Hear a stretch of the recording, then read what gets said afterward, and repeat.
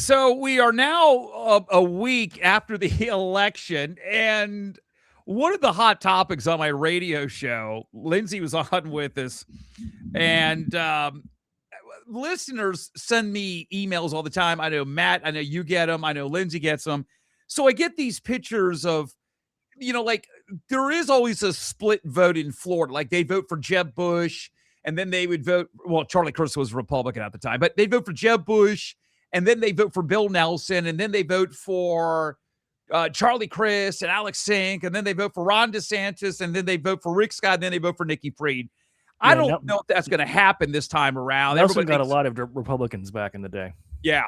And by the way, that was back when the state of Florida was mostly Democrats. But to see a Democrat yard sign and to see a Republican yard sign in somebody's yard, you sit back and go, what the F? Like, no, it happens, folks. And I've got people, and I got to tell you what's going on here, but the whole Byron Donalds thing. I've had listeners show me pictures of James Fishback signs in their yard, and right next to it is David Jolly. And I've seen more Twitter posts about Florida. I'm not talking about somebody in another state. I've seen more Facebook posts here, Matt O'Hearn, where more Republicans have said they're not going to vote for Byron Donalds. So I asked, I have a regular Facebook page. I don't do all these Facebook, like pages and stuff. And all I said was, okay, I'm reading more posts about Republicans. I mean, literally being blunt. They're coming out. They're not hiding it, saying they're not voting for Byron Donalds. And all I said in return, I'm not here to persuade you yes or no. I just want to know your curiosity as to why. Matt, I'm going to ask you that. You talked to a lot of friends. Is it just the Fishback? Is everybody pissed off because their guy didn't win? So now they're not going to vote for Byron? I mean, what is it when you talk to Republicans? What is their argument? I mean, it's all over social media.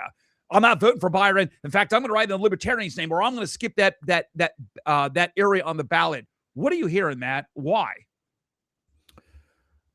I think the reason you see the disaffection with Donalds is because he represents really just someone who's enriched himself for the past few years, and no one can really say what he's done to help Floridians. He's been in Congress, but while he's been up there, he doesn't really have any notable legislation. And to the average Republican, he comes across as someone who's more concerned about developers and big data centers. That's just perception is reality. And I also think a lot of Republicans were rubbed the wrong way when he ducked out of the debates, and he's acted as if he's had this governorship in his hands the whole time. He has to get 95% of Republicans if he doesn't get the majority of independents to vote for him. And I'm telling you right now, with the way independents are looking at Trump, he's tied himself to Trump. And 70% of independents do not approve of President Trump right now. Byron Donalds could be in for the race of his life without realizing it. So let me play a couple of clips here from a radio show. And this was Steve Bannon. Steve Bannon is, he's got the War Room. Pretty well popular. I know Steve. I've hung out with him years ago. And pretty smart guy. And he's been a Trump advisor. Even though the polling numbers show that Byron was in that 45 to 50% of the vote range, Bannon, I want to play for you the clip. Bannon thinks it's low. He says, 53% of MAGA and Republicans voted against Byron. And he says that's accurate.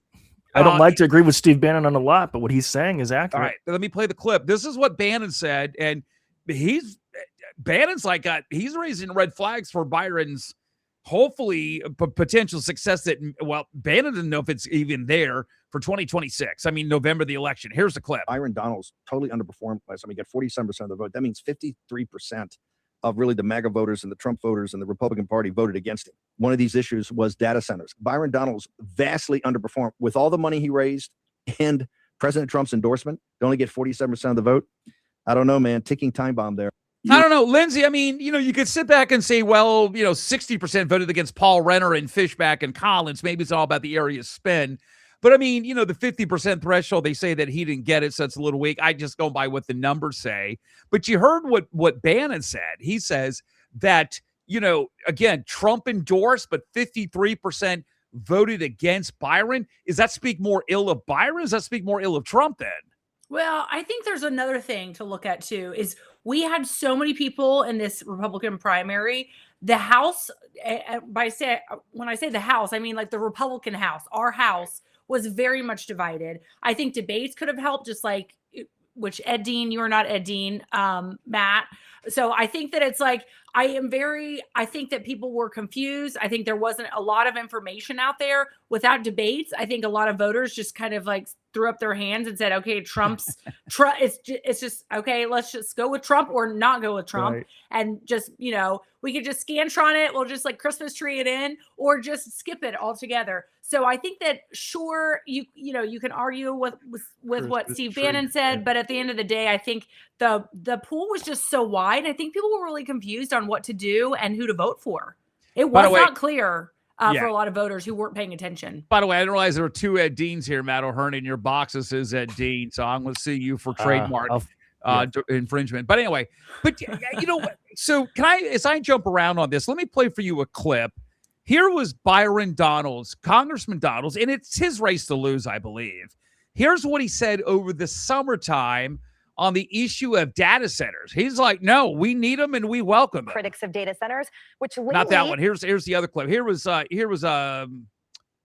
Byron Donalds right here. You're going to have data centers. We need to embrace that. We are wide open. We have actual land in our state that is still pristine, available to use. We can build out that stuff.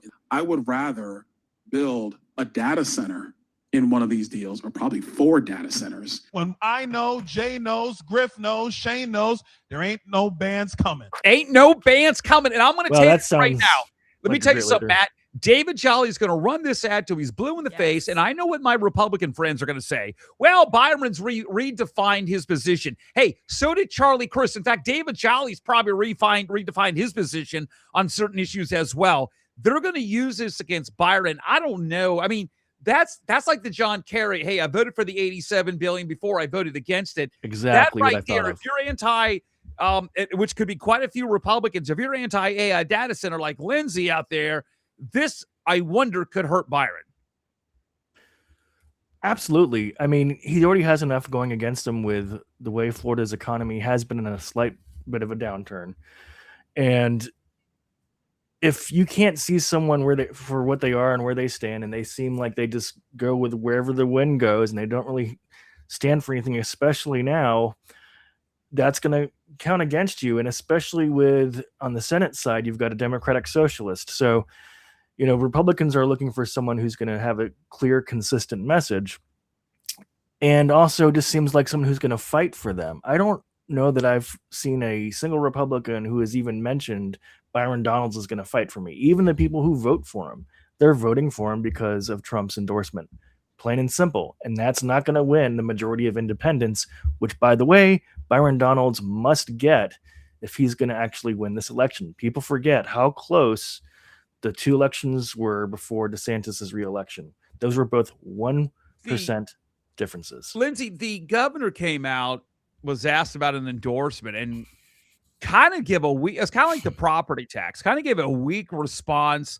Yeah, I'm going to vote for it, but I'm not going to campaign for it. And then I wonder if Ron comes out, that might help push Byron over with some maybe unsatisfied Republicans. Yes or no?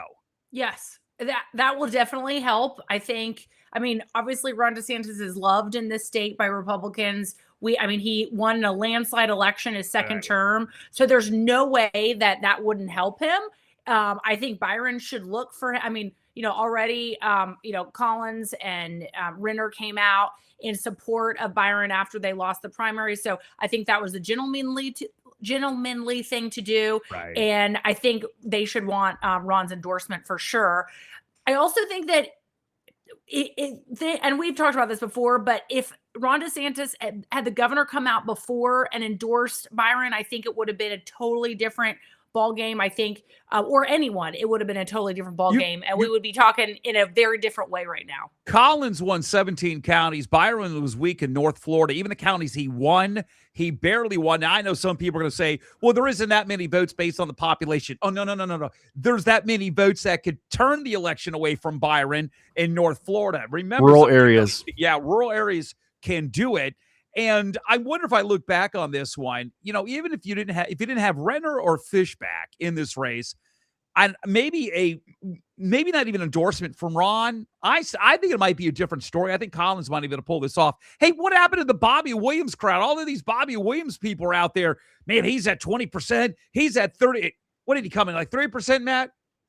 What happened? Yeah, about where I expected. But hey, you know what? At the end of the day, Byron needs them too. And Well, I'm just telling you, when you look at not just Florida, but the country right now, I think the urban versus rural divide is pretty big. And a lot of these rural voters who entrusted Trump when they voted for him again back in 2024 have become a little disillusioned with him.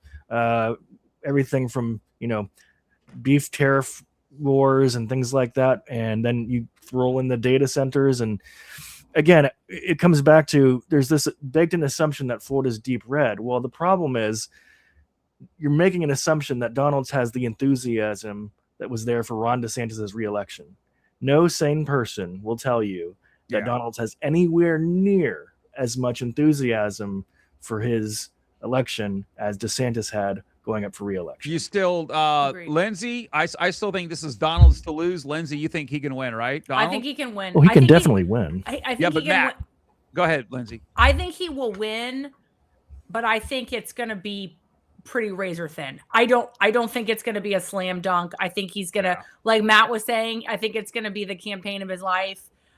Because I think the Trump endorsement could really hurt him, especially depending on what happens over the coming months. Real quick, I'm different of the whole Angie Nixon. I think Angie Nixon actually benefits Jolly, makes him look like a Tea Party type. And she's going to bring out young voters. And if Jolly was worried about the black vote, Angie will get the black vote out. I think this benefits Jolly. And my Republican friends keep writing it off. That's the problem with the Republican Party going on in here in Florida. You keep writing off these elections, and Democrats keep winning them. Miami, the one in Palm Beach County, the one in Tampa. Yeah. My word. Nixon won't win, but she's using the same strategy that Obama used with those young voters in the urban areas, which is a nightmare if you're Byron Donalds, because the last thing you want is those young voters who are going to go to vote for Angie. Oh, and while I'm here, I'm going to vote for David Jolly too. Yeah, that's not a good break for Donalds. Like our YouTube page, subscribe to it, and we'll have more this week for all of your news right here for the Florida Daily Show, right there at floridadaily.com.